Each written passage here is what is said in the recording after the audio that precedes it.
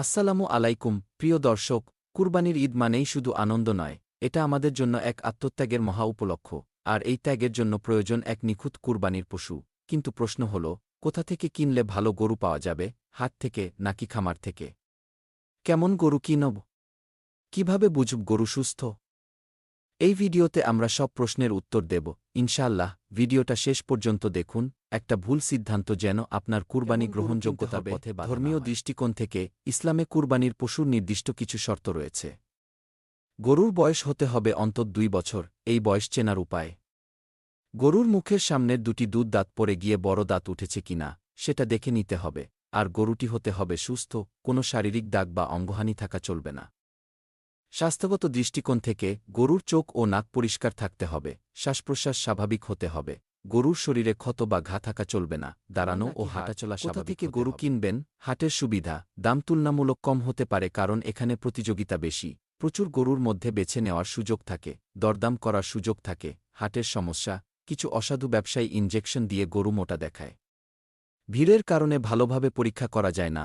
অনেক সময় স্বাস্থ্য সনদ বা অনেক খামারে অনলাইনে গরুর ছবি, ওজন, স্বাস্থ্য সনদসহ সব তথ্য দেওয়া থাকে। ইনজেকশন ছাড়া প্রাকৃতিকভাবে লালিত গরু পাওয়া যায়, বাড়িতে গরু ডেলিভারি দেয়, তাই ঝামেলা কম। খামারের অসুবিধা: দাম একটু বেশি হতে পারে। সরাসরি দেখে না কেনার ফলে প্রতারণার শিকার হওয়ার আশঙ্কা থাকে। তাই যদি আপনি সময় করে যাচাই বাছাই করতে পারেন তাহলে হাটে যাওয়া ভালো। আর যদি সময় কম থাকে বা ঝুঁকি না নিতে চান তাহলে রেজিস্টারকৃত খামার থেকে ভালো হবে। ঢাকার আশেপাশে কিছু বিখ্যাত হাটের নাম দিচ্ছি: গাবতলী পশুর হাট, সবচেয়ে বড় এবং গরুর বৈচিত্র্য বেশি; আমিনবাজার হাট, টঙ্গী হাট, শ্যামপুর কাঁচা বাজার হাট, বাসা বকিলগাঁও পশুর হাট। টিপস: সকাল সকাল হাটে যান। হাটে যাওয়ার আগে বাজার দর সম্পর্কে ধারণা নিন। কারো কথায় বেশি ভরসা না করে নিজে ভালোভাবে গরু দেখুন। গরুর স্বাস্থ্য ও বয়স যাচাই করে দাম দেখে গরুর গুণমান না বুঝে ভুল করবেন না।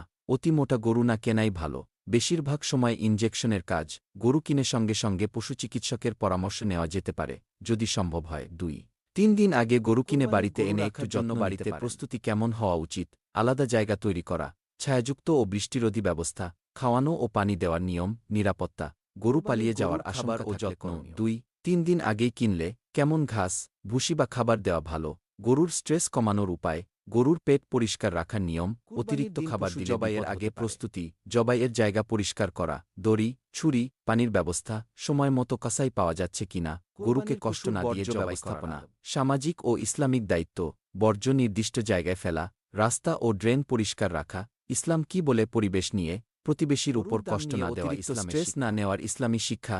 কুরবানির আসল উদ্দেশ্য আল্লাহর সন্তুষ্টি, গরুর দাম নয়। নিয়ত আর চেষ্টা বড় বিষয়। হাদিস: ছোট গরু দিয়েও কুরবানি কবুল হয়, দেখানোর জন্য গরু এই মাংস বন্টনের বিধান। আল্লাহ কুরআনে বলেন, সূরা হজ 22-36, তোমরা তা খাও এবং তোমার অভাবগ্রস্তকে খাওয়াও। এই আয়াতের ভিত্তিতে আমাদের আলেমগণ বলেছেন, কোরবানির মাংস 3 ভাগে ভাগ করা সুন্নাত: 1 ভাগ নিজের ও পরিবারের জন্য, 1 ভাগ আত্মীয় স্বজন ও বন্ধুদের জন্য, 1 ভাগ গরিব ও অসহায়দের জন্য। এইভাবে ভাগ করলে তাতে ভ্রাতৃত্ব, ভালোবাসা আর আল্লাহর সন্তুষ্টি সবই পাওয়া যায়। কুরবানির উদ্দেশ্য হল আত্মত্যাগ ও আল্লাহ